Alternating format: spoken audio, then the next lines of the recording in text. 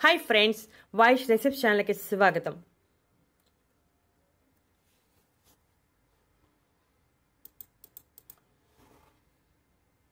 మినుముల శక్తి ఏమిటో తెలిస్తే వదలకుండా తింటారు, ఇది నిజం.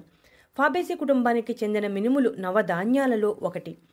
అన్ని పప్పు ధాన్యాల్లో కన్నా ఈ మినుములు చాలా బలమైన ఆహారం. మినుముల రూపంలో తీసుకోవచ్చు, లేదా పొట్టు తీసి పప్పు రూపంలో తీసుకోవచ్చు, లేదా మినుములను పొట్టు తీసి మినప గుళ్ళు రూపంలో కూడా తీసుకోవచ్చు. వీటితో మినప వడలు, ఇడ్లీలు, దోశలు, మినపట్టు, సున్నుండలు వంటి వాటిని తయారు చేస్తారు. మినుములను తింటే ఇనుమంత బలం అని ఒక నానుడి ఉంది. ఈ విషయాన్ని మన పెద్దవారు అస్తమాను చెబుతూనే ఉంటారు, మనం వింటూనే ఉంటాం. మినుములలో పీచు, potassium, vitamin C, vitamin B కాంప్లెక్స్లోని B1, B3, కొంచెం కొవ్వు ఉంటాయి. అలాగే కాల్షియం, మెగ్నీషియం, ఫాస్ఫరస్, ఐరన్ కూడా సమృద్ధిగా ఉంటాయి. అంతేకాకుండా యాంటీ ఇన్ఫ్లమేటరీ లక్షణాలు కూడా ఉంటాయి. మినుముల్లో ఫైబర్ సమృద్ధిగా ఉండటం వలన కడుపు కండరాల సంకోచం మరియు విడుదలను ప్రేరేపిస్తుంది. అలాగే వ్యర్థ పదార్థాలను బయటకు పంపుతుంది. కాబట్టి కడుపుబ్బరం, గ్యాస్, అజీర్ణం, మలబద్ధకం వంటి సమస్యలను తగ్గిస్తుంది. శరీరంలోని పోషక శోషణను ఆప్టిమైజ్ చేయడానికి కూడా సహాయం చేస్తుంది. మినుముల్లో ఐరన్ సమృద్ధిగా ఉండటం వలన శరీరంలో శక్తి స్థాయిలను పెంచుతుంది. ఐరన్ అనేది శరీరానికి అత్యంత అవసరమైన మూలకం. ఇది ఎర్ర రక్త కణాల ఉత్పత్తిని ప్రేరేపిస్తుంది. ఆ కణాలు అన్ని అవయవాలకు ఆక్సిజన్ తీసుకువెళ్లే బాధ్యతను మోస్తాయి.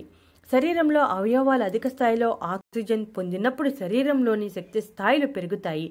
ఐరన్ రక్తహీనత సమస్యను కూడా సమర్థవంతంగా ఎదుర్కొంటుంది. రక్తహీనత సమస్య ఉంటే అలసట, బలహీనత వంటివి ఉంటాయి.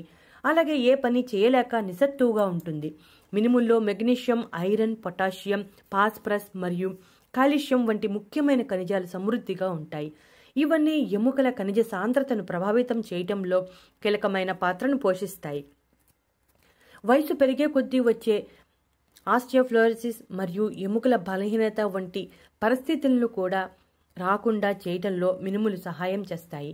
ఖనిజాలు ఎక్కువ మొత్తంలో ఉన్న ఆహారం తీసుకుంటే ఎముకలు ఆరోగ్యంగా, బలంగా ఉంటాయి. అలా ఖనిజాలు ఎక్కువగా మినుముల్లో ఉంటాయి. డయాబెటీస్ ఉన్నవారు తప్పనిసరిగా మినుములను ఆహారంలో చేర్చుకోవాలి. ఎందుకంటే మినుముల్లో ఉండే ఫైబర్ జీర్ణ వ్యవస్థ ద్వారా గ్రహించే పోషకాలను నియంత్రించడం ద్వారా రక్తంలో చక్కెర మరియు గ్లూకోజ్ స్థాయిలను నిర్వహిస్తుంది. దాంతో డయాబెటీస్ నియంత్రణలో ఉంటుంది. అలాగే రక్తంలో చక్కెర స్థాయిలో హెచ్చు తగ్గు లేకుండా చేస్తుంది. చర్మ సమస్యలకు ఆయుర్వేదంలో మినుములను ఎక్కువగా వాడతారు. మినుముల్లో ఖనిజాలు మరియు విటమిన్లు సమృద్ధిగా ఉండటం వలన చర్మంపై వచ్చే మంటను తగ్గిస్తుంది. చర్మం మీద వచ్చే నల్లని మచ్చలు, మొటిమలు వంటి వాటిని కూడా నివారిస్తుంది. చర్మం ప్రకాశవంతంగా ఉండేలా చేస్తుంది. నొప్పులను తగ్గించడానికి మినుములను ఆయుర్వేదంలో ఎక్కువగా ఉపయోగిస్తున్నారు.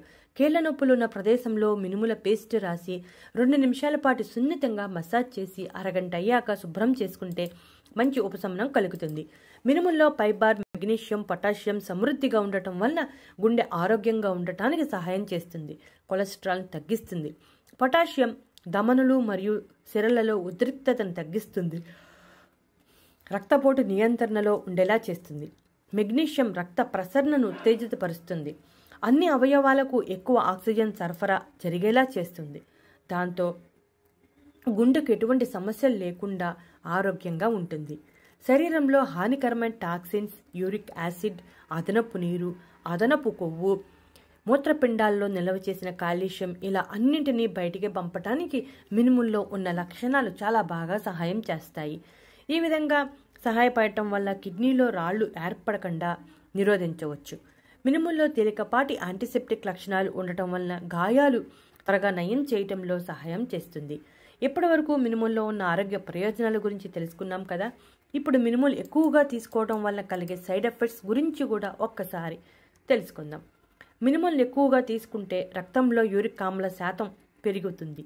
దాని ఫలితంగా మూత్రపిండాల్లో కాల్సిఫికేషన్ రాళ్లను ఉత్తేజపరుస్తుంది. ఇది పిత్తాశయంలో రాళ్లు లేదా గౌటుకు దారితీస్తుంది.